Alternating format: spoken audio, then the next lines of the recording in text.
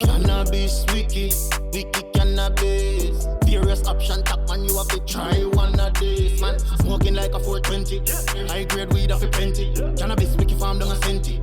Push but them fat. Welcome to Cannabis Wiki Dancehall Tours. You understand, we're live inside of Kingston, Jamaica with the superstar producer from Head Concussion to a Rich Immigrant. You understand? Rvssian! You understand? Welcome to Cannabis Wiki Dancehall Tours. First, I must say, I'm very proud of you, my brother. You understand what I say? You change the game. You see me, you do something we never know possible as a dancehall producer. To go over in the hip hop world and take over, like say, live there. You like it, my friend. So, Cannabis Wiki Dancehall Tours is about how entertainers and people in the music will have vibes. Yeah. And I know so the cannabis is important. I want to know why, when Rvssian make the rhythm, them, what give the vibe and the energy from back in the days with the cartel production them and the one of them song them. What you use in the studio for give a boost? By the way, do you smoke? Nah, I don't smoke anything, no cigarette, no weed, nothing. So what do you use? Like when you're in the studio and vibing, when in the early days then when you make them one of them bad rhythm there for cartel, what did I use? Nothing. To be honest, it's just, but oh, you get your dancehall vibe and the energy, so it's just what motivates me is progressing, and so just knowing if I'm at point 1, I'm gonna want to reach a point 10. That motivates me enough to say, yo, let me put in the work. Yeah, so what the vibe, so that you have a natural high in yourself. Yeah, I naturally have the energy. So when they're there in the studio with them Spanish artists that when we see smoke them Big Bvng there. Yeah. You know, at the hot box in the studio. Yeah, when you're alone in the smoke. Yeah, how you manage from that? Jamaica to the hip hop to the Latin artists. But how you manage with everybody the smoking second hand around? Smoke? Yeah. I mean, sometimes it reaches me still and I get high, you know, but half of the second hand smoke, but if I can avoid it, I avoid it because I don't. So me personally, when I've smoked weed before, it make me paranoid. Like when I get in the room, I'm high right now. I say, yo, I'm on with this over there, right? I looked through the window. I looked through the whole of the I tell you, I'm on. So you don't do edibles or vape or anything like that? No. So what I try out and I like so is the CBD. CBDs. It's for the nerve. Yeah, it's for the nerve. It just make you more like it more. It doesn't give you a high. Like it takes your tense from working all night in the studio. Yeah, it's relaxed. Oh, so you're more of a CBD person, not a THC person. CBD. It's not something I do all the time, but when I feel like I look at tense, you smoke the CBD. Oh, so you do it as a muscle relaxant. Yeah. Like when you feel, you know. So growing up, you just natural high. Yeah. I only start use CBD like 2 years ago. I tried to LA. You know, LA at a weed place. So you ever tried edibles like weed cake and everything there? Yeah, you know, when we were in high school, when I originally baked some weed brownies, and I used to sell them. I'm gonna try a piece and it mashed me up start. Like yeah, and then one time Sean Paul gave me some weed oil from my little finger. I went put it on, taste it, and the thing made my high for about 2 days. 2 days? Yeah. Can't deal with it. But you always there on the artists that must smoke the big blunts. Oh, you manage? Me still at once a Rvssian. But have to take them off. But imagine this now. If me go try it and smoke with them, then we be vibing and me the current line I look what. Yo, I'm not gonna concentrate on the music, isn't it? So to each his own, you know. Okay. Somebody smoke, somebody don't smoke. But people, you understand what I'm saying? Rvssian has a natural high. Yeah. So you hear the whole heap of bad rhythm there from cartel days, from Shenseea's Strange Face. Yeah. The whole of them rhythm there is a natural high, and you're one of the few producers who can say that. Yeah. I think apart from myself, the only producer I know is Steven. Yeah, it's you and Steven alone have that natural high. Yeah. Because you guys came in music as a tender age. Funny enough, Steven them shooter like 2 weeks ago in Miami, and they bring some CBD gummies for me.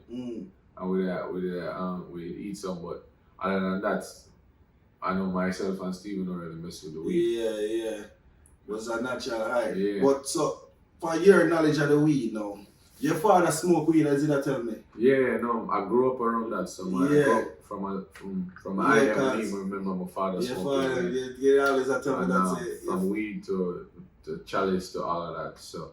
So which strain of weed in normally? I think him smoke both still, sativa, indica, yeah, he's just a man who love weed. Oh, I just go straight through with it. Yeah.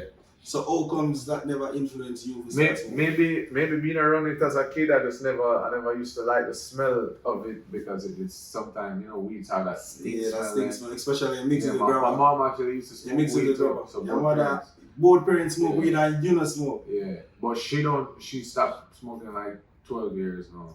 Yeah. So, or it could be a little more. But they both smoked weed. They never smoked cigarette, but they both smoked weed. No cigarette and them was straight weed, both of them smoke. Yeah. And you, you manage. People always say the kids, the mother them always say the kids them smoke. And your parents smoke, but you don't smoke weed. It's just so it go. My sister too, she not smoke. I don't think none of my siblings smoke. One of them smokes cigarettes. And him stop smoke cigarette. But other than that, none of us smoke weed. So the song now, the latest song, the Experience, the vibe, the lighter song now, the creation process of that song. What, everybody in the studio one time a vibe and? No, so how that song was created, I created the idea from in America and had it. And then Tarik and Shenseea wanted to do a song, and I said, this would be the perfect idea. So I presented it to both of them, and then I flew to Jamaica and I recorded it. And I knew from the go before I even. So you record both of them same time? Yeah, both of them were recorded at Rami's studio.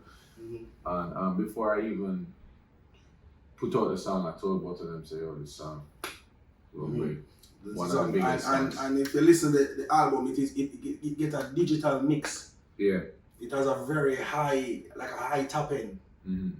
A very, very high top end. I guess that's what the people them like about it because her voice is so isolated and high. Yeah, I think what people for multiple reasons they like it other than it being a super catchy song. The vocals. I think for one, them seeing Shenseea sing and not no little ABC singing like full range vocals. They've never see her do that. Like Adele's type of range. And she deliver it. And it's a new sound to dancehall too. And the greatest thing is that's a song where a kid can listen to your mom, your father, at any age. It's PG. Yeah, PG-13. No, not even PG. PG-13 is PG. Yeah. So no, not even PG. PG is parental guidance. They even need no parents. It's what them call it? E for everyone. Yeah. You know what? E for everyone. So the song with Cardi B and Post Malone and French Montana now. Yeah. A history set in the music with a song there. Yeah. No Jamaican producer has ever done such a big hip hop collaboration in the history. And I guess what people like about it is like you always retain a Jamaican culture. It's like you like use it to surprise people that me looks like me Spanish but I am Jamaican. Yeah, majority of the world thinks Spanish or whatnot. But when you embrace that, you're like, whoa, you know, this is coming from this culture, such a diverse type of, Yeah. So I have to represent. Yeah, man, it do a lot for the culture and it proves to people that Jamaicans can adapt to any situation. Yeah. You understand? Because they normally limit us to one genre of music. Yeah. And you dominate dancehall and went over to hip hop and dominated hip hop. You understand? That is something great because no producer from Jamaica has ever done that in the history of music. For sure. You have produced the biggest crossover song in the history of Jamaican music. You understand? All the producers have been here before you, but you have made a legendary move, and I have to acknowledge that because it fly over enough people's head. Yeah. You understand? I don't think they understand how big that song is. because the players that are involved in the song. Yeah, no, it's definitely a big song and a big link up, and it's good for it's the a culture. very, very big link up, and it is very rare to know that it's a Jamaican doing that. Yeah, for sure. You understand? Jamaican doing that, brother, and you know, whole heap of producers I look on Russian now and I say, yeah man, remember Russian Head Concussion for all them road days, man. Yeah. Man. And then on the other hand, there's a lot of people who don't even know the story. A lot of people don't know, say, when I was coming up from, I mean, you know, because you're in the streets from 2009 to 2010. 2010, We was in the streets from every ghetto, from Garden to Rima to everything. Everywhere. You see me, trying to know people and giving out the CD. Physically give out CD. From where I go downtown bus stop and give out the CD them to all of that. So it's a growth for me and for everybody. And so they do the street work. So it wasn't my flyer go foreign and get no big link. No. Yeah, no, never. We did have to pay with deals at Jamaica before. Even when I fly go foreign, I swear, I don't have no family up there. I did have a one aunt and a brother in Miami. And my brother, both of them ended up passing away when we were up there. So, like, just even knowing anybody in America, I never know anybody. It's not like I go up there with my whole family in New York or Miami. So you had to just it was hold your own and create your brand and know say this is what I have to do. It's this or never. Like no one I never. feel like in dancehall in Jamaica, I did Big Bvng and was a hot producer, and I did touch the artist thing with Cartel, and I feel like I reached a certain peak. And I'm saying, and I wanted to bring Jamaica to our next level. So, and that's when I start touching to the Latin market and link up the Latin with the Jamaicans. Yeah, because the Latin market was your way into the hip hop industry. Yeah. Because you hit 10 times platinum in Latin first, and then they're like, who is this guy that is dominating the Latin market? So we have to add that in also. Yeah. So it's not only dancehall they dominate. They dominate dancehall, left dancehall and went to Latin. Because you always had a reggaeton beat in all of your rhythms, them from Crown rhythm and all of them rhythm that you always experiment with the reggaeton beat. Yeah. So I see the transitions from dancehall to Latin to hip hop. For sure. You understand? And then now you come in and you're bringing in dancehall artists. You take Shenseea and make she do a song with Young Thug and Sway Lee. Yeah. You know, in our wildest dreams, we don't say enough people and say, yo, when will I do a song with Young Thug and Sway Lee? Young Thug and Sway Lee, a Jamaican, doing that, you know? So that I hope now a lot of gates for a whole heap of people and let them see that, hey, Jamaica has the product that you guys are asking for to go on the mainstream. For sure. I feel like every culture takes from the dancehall and the reggae culture in Jamaica itself, from the music videos to the music to the lingo to everything.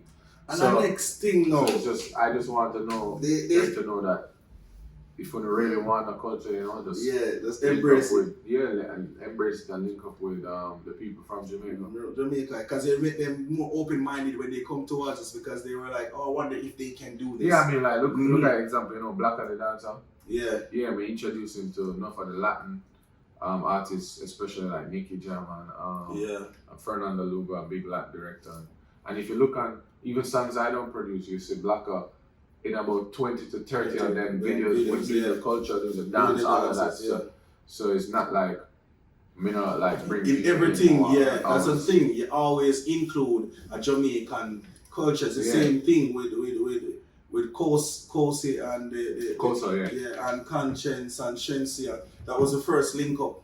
Yeah, exactly. You understand? And then a song they realize say, yo, me start involve my people, I mean, all I'm look at Spanish, I'm look at thing production them. I see you involve Conscience in the next one with Nicky Jam.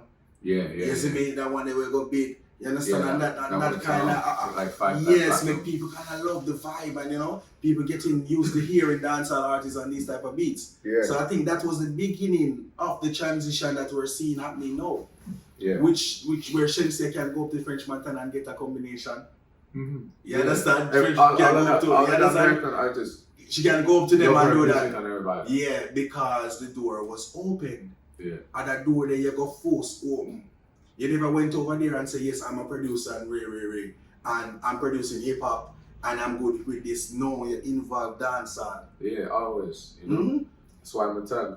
Still use my tag. You still use it. That. No. Yeah. That A-Rvssian there. People are saying, yo, cartel voice in everything on the French Montana. Yeah, everywhere in tough today, you know? You know, so we know the cartel looking at himself and say, yo, this is the realest thing somebody has ever done for me in life. Even when he's not producing the song, he uses it. Nobody does that unless the artist is like the song of the artist. Yeah. You know? And you take that and turn it into your signature. Yeah, no, you don't know him. He's one of the first big artists that ever give me the real strength. Real strength. We know the thing, my friend, man.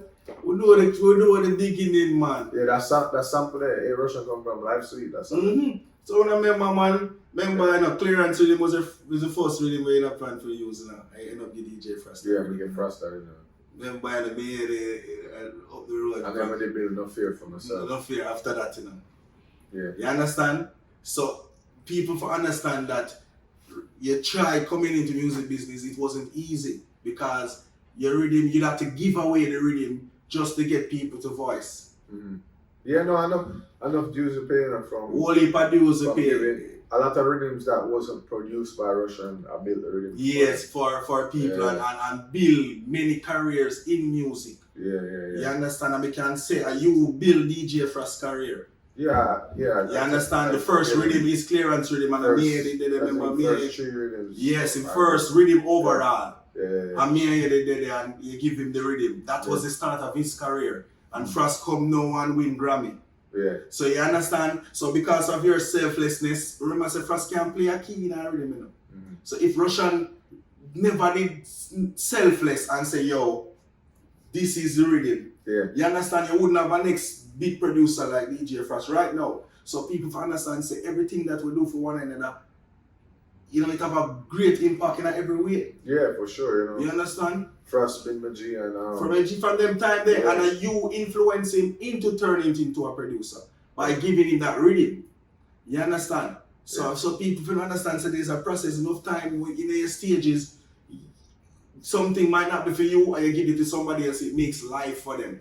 Yeah, for sure. Isn't it? Even with YVP, Jamie Roberts. His first rhythm, I built it and gave it to him. The first rhythm Jamie ever recorded, I think in a professional studio, was for Jamie rhythm. I recorded him on that when Jamie was with YVP. YVP, yeah, I remember. And then, you know, so the whole new era of dancehall, you start them with them rhythm.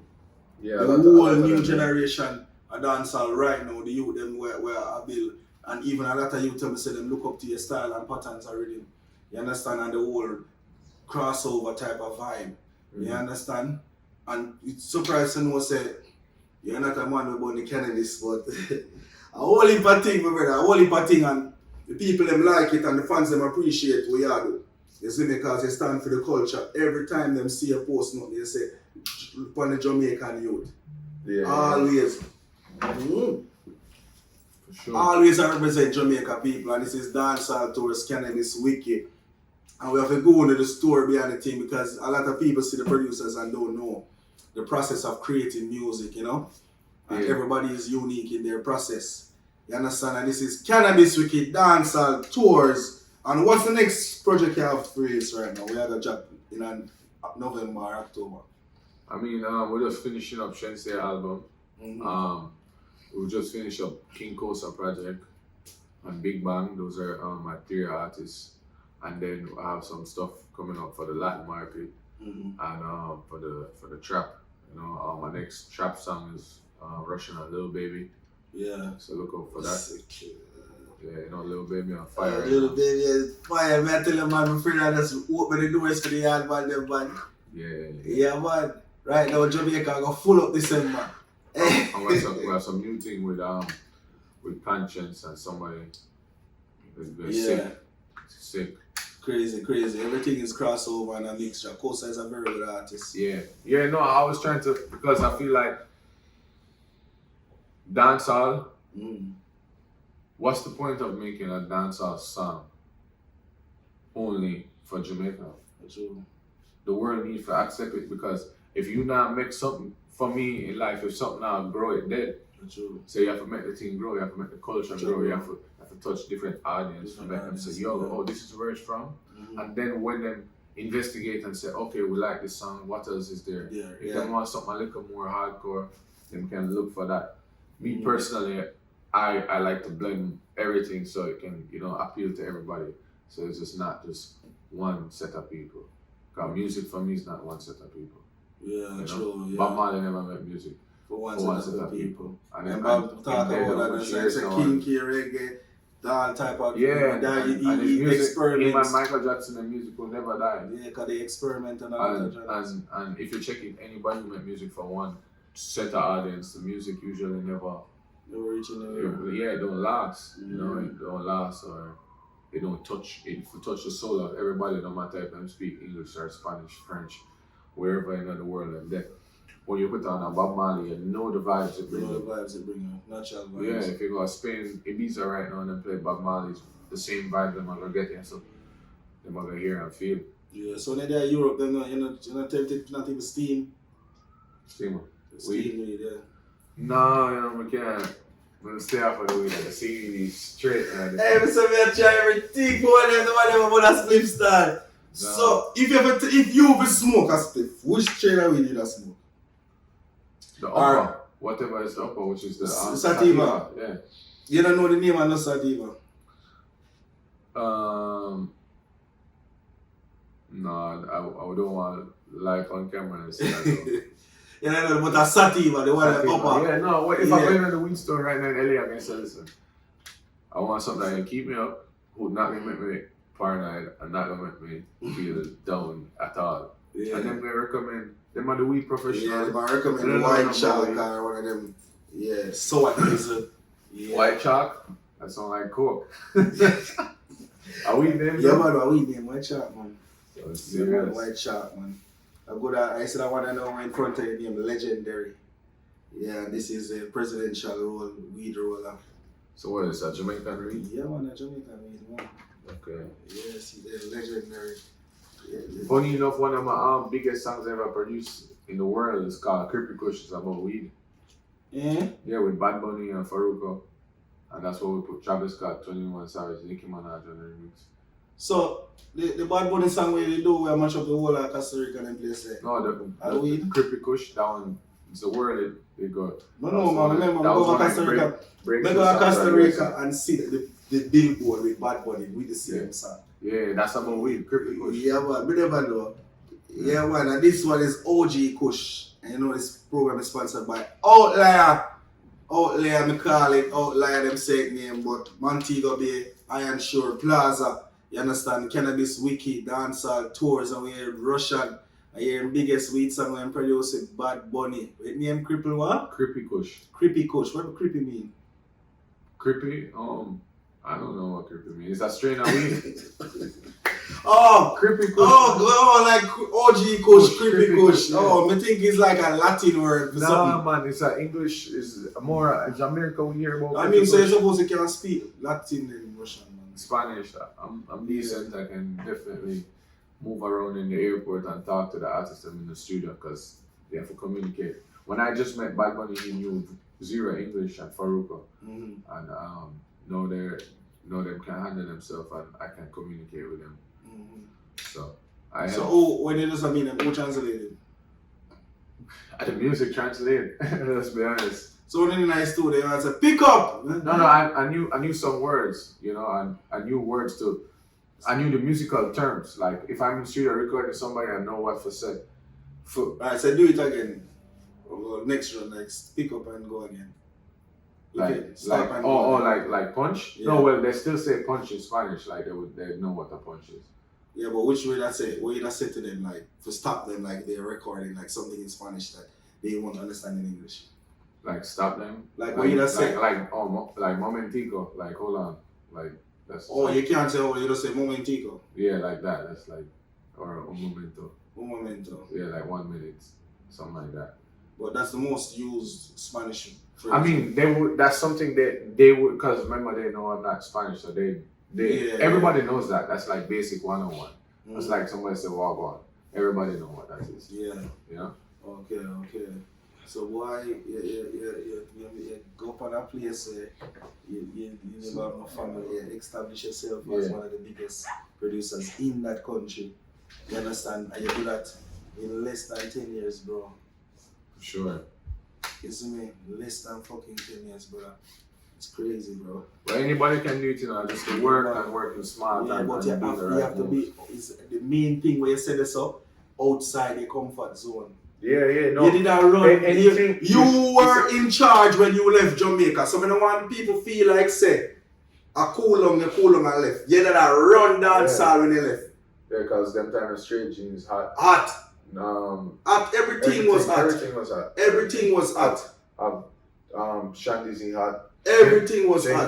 Jacob Capri hot. Shenseea hot. Straight G, you hot as an artist. And a producer, and you went outside that greatness and that comfort zone to attain more greatness. Yeah, no. Even in life, anything you're too comfortable is never good. I don't like being I get scared. Like anytime you find yourself getting comfortable. Yeah, like because at the end of the day, I always tell somebody, the bills them never stop. Yeah, the monthly bills will always make sure like even if you own own your house, you still have to pay. Like maintenance, water, maintenance, probably tax on the house. So them things that add up and never stop. So if you feel like you can just stop, I mean, obviously it can take a month, 2 months. Yeah, depends on 6 months. Depends on you financially how you want to take a break. But me, I have to work constantly. That keep me moving as a human. Yeah. That's your joy. Yeah, that's my joy for no sense. That's the thing. Because when all the people here say work, it feel like, oh, I'm exhausted. Nah, that like it keeps you when you're bored. Yeah. But at the end of the day, sometimes it gets exhausting because music, people need to know like when a song come out, especially on a wider scale, not when it's just independent, it come with no politics. It's not just about record a song and we'll throw it out tomorrow. Because, for example, you record artist A, let's say you record Cardi B. We can't just throw it out there because there's a schedule of she have a release of her album, so you have to respect that, and you have to contact label them, have to tell you, well, they can release it this, that, and then there's like also rights. You can get a song for online rights only, but you have to have radio rights also because she might have 3 songs on the radio, and you can't conflict with that because there can't be any conflict because one song will fight the next. Because there only can be so much Cardi B songs playing on the radio. So sometimes when the fans look at it and say, oh, how we don't see this, there, or that, they don't know it come with politics too. It's a lot. A lot of technicalities. Yeah, so sometimes creating the music is the fun part. It's the fun part. But distributing the music is actually the business part. Business part of it is just like any other business, or even worse. Not even worse. Yeah. It's more technical. Yeah, exactly. Like every step has to be registered before it is taken. Exactly. Yeah. There's a paperwork process of it. Where the major labels, right now we're doing it. Like I just filled out one for a song, where it was recorded, who engineered, so you get the right credits, what city and state, who mixed it, the mix engineer, was there any percussionist, was there any keyboard player, all of them additional details, any samples in there, how much you sample, who owned the sample, all of them things. That's why I personally don't sample, but yeah, because you have to get clearance for all of them. So there's so much to it where people need to understand that it's bigger than just music. It's music business. So you yourself have a manager? No, I don't have a manager. I've been self-managed my whole career. So you deal with the business and the music? Yeah, my attorney. So what I do is, like, if a contract come in, obviously he has to there, and just like I would call him and say, yo, what is your advice? And then I know with my experience what I want, and we figure it out. So with that part, basically it's a learning process for you also, because you're growing at the business side, because you already dominate the music side. I feel like I'm always learning, but I don't know a lot of the business. Know about the business side. Because you are always the musician. But even back then, I read online.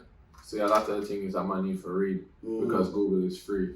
And you read online and know, say, all right, this is what this means. And if you don't know, ask a question. Ask a question. Because you don't want to be tied up in something where you're stuck with for 5 to 10 years, and then you limit yourself. So even as a younger producer, I used to be more savvy when it come onto the business because I used to educate myself and also, at the end of the day, I'm not afraid to ask questions. What does this mean? Yeah. I don't want that. And if I don't want something, I tell the person, I don't want to do it like this. Is the way I want to do it. And if you want to do it that day, we'll come to some even terms of it. It's about respect. Just respect one another. Respect who you work with. Yeah. I don't feel like you're too big to take. Yeah, no, never. Sometimes the simplest things that can make a song a hit. Yeah, of course. I'm a person where if I have 10 people in the studio, and even as him is a juvenile right there, sitting over there, I would say, you like the song? And they say yes or no. And say, oh, I like it, but why yes or no? What about it you don't like? And then I think about it. Of maybe that's a point, why. And say maybe, oh, I can't really dance to it that much. Maybe I say, oh, I need to put the tempo up a little bit more, make it more dance friendly if it's one of them songs. It's just about getting people's perspective. But at the end of the day, you have to know your vision. How you need to know, just like when you're cooking food, you add what you usually add, and if you want a little extra spice in there, extra that. You just need to know. You have to know your recipe. You have to know what is true to you, but still can incorporate. You can incorporate other people's things in there. You understand? And you hear the lessons, people. You understand? It's all about keeping an open mind in everything that you do. You understand? Never believe that you're more than the person to take advice. Yeah, but even talking to Jamaican artists and artists in general, but I see it obviously with Jamaican artists because that's who I grew with. And we just even had this conversation with one of them in America. It's like, and I'm sure it happened to you. It happened to me too. When you're here, and this is the only thing you know, when you travel the world and realize the world really have billions of people, and we this little circle, it opens your eyes to a lot of things. Just even dealing with people to different foods, because I know some artists who say, them up on the road, and them used to go to this place in Europe, and them used to say, what kind of food that time? Never want to eat it. So them stick to maybe a McDonald's or a Burger King, them know. And then them learn it now, and then them say, Jano, I wish I didn't really try that food because now I love it. I will miss 4 years of my life. Of it. When I've been trying out that and trying to stick to the traditional. Yeah, because in life sometimes you try it, and even if you try it one time and don't like it, at least you try it. Yeah, or you can try it. I believe you should try things. Like food, especially 3 times. Yeah. Because, for example, you say you're bringing your youth from Canada or whatever, and we carry them go. One jerk chicken spot there. So, and that one day, it was a bad day, right? That don't mean, Jamaica jerk chicken is the worst. Yeah, no. Yeah, don't say Jamaica jerk chicken is the worst. You might go that same place tomorrow and it's shot. And so you have to at least give it three tries. Yeah, with food, you have to try it at least 3 times. Yeah, so you're a person that you're not a student now. So wait, what type of work process do you? Are you a person that mostly engineer or you just make the beats? I do both, but obviously the younger the producer, I was doing more of everything. Now, if I'm in a studio, there's sometimes like that, like I just engineered Shenseea 3 songs yesterday and do all of that because me and her are a working relationship, and I can work and engineer at the same time with her. Some artists, maybe like hip hop artists, I just have the engineer record or maybe we're in a session with their engineer and I just give them the rhythm and then I just talk to them and tell them the direction.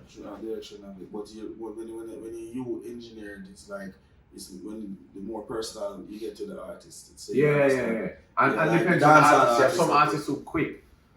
If the artist I know is like one of them ones who record like 30, 40 takes, then say like, so I don't have that much patience. I'm a person who have to work fast. No, man, you have to work fast. You take and copy and paste and say, yeah man, that good, me fix it. Yeah, exactly. Remember what, remember you don't want to buy the voice, don't want to watch mixtape. Me punch that man, just punch it in, me fix it.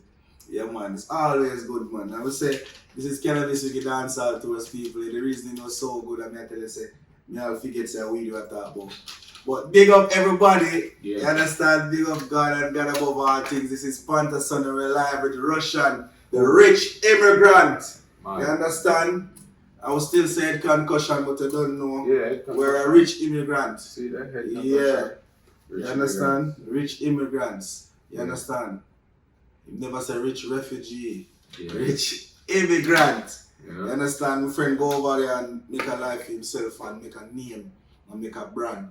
You understand? And you boss all a label same time. You see me, brother, you actually don't know me. Hey, told me proud of you, star, and they will water, you understand? Hey, obviously, big up God, this is Cannabis Dancehall Tours, our next installment. You understand? Big up the fans in Canada, Brantford, you understand? Vancouver, Colorado, big up Outlayer, big up Presidential Roles. You understand? I'm say, big up Starbuds in Colorado. This is Pantason. Out there, so Rvssian. Yo, this is Rvssian representing for Dancehall Tours, Cannabis Weekly. Check it out.